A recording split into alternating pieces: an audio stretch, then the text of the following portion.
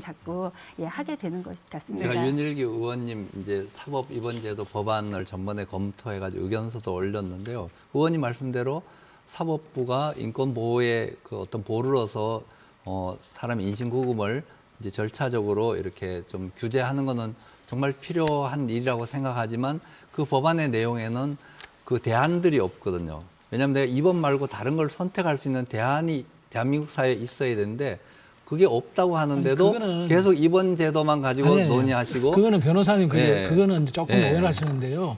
변호사님 말씀하시는 걱정은 염려는 압니다. 그렇지만 한국 사회가 이사장님도 나와 계시지만은 실제로 입원 말고 사실 외래 치료가 전체에 굉장히 중요한 역할을 하는 거 다 알고 있습니다.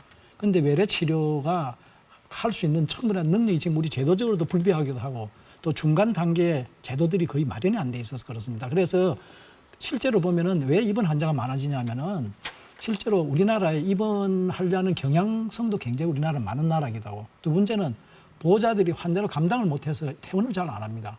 세 번째는 환자 자신이 가도 나가도 갈 곳이 없습니다. 이런 여러 가지 사회적 여건이 아직 분립해서 그런 것이지 이 우리가 이번에 마련한 법안 자체가 거기에 의도적으로 조장하는 그런 건 아닙니다. 예, 의도라는 게 아니고 이제 공백은 이쪽에 있는데 자꾸 이번에만 거기다 중점을 맞추니까 그리고 이번 어제 그 발표된 통계에 의하면요 우리나라의 그 정신병원 입원 환자 중에 50대 이상이 64%나 된다 그러거든요.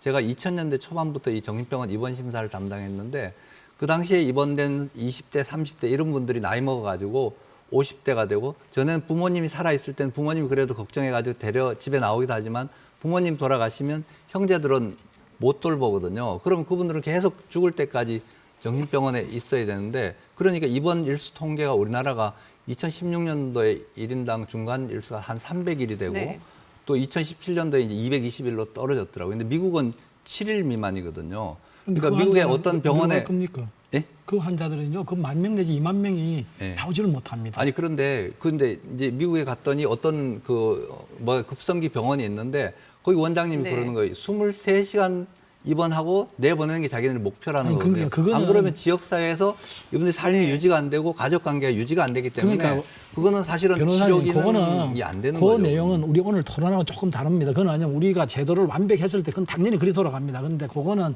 조금 차원이 다를 것 같아서 그 이야기가 해주면 안 됩니다. 저는 지금 변호사님 말씀이 굉장히 중요하다는 생각이 드는 게 그렇게 해야 입원을 시키더라도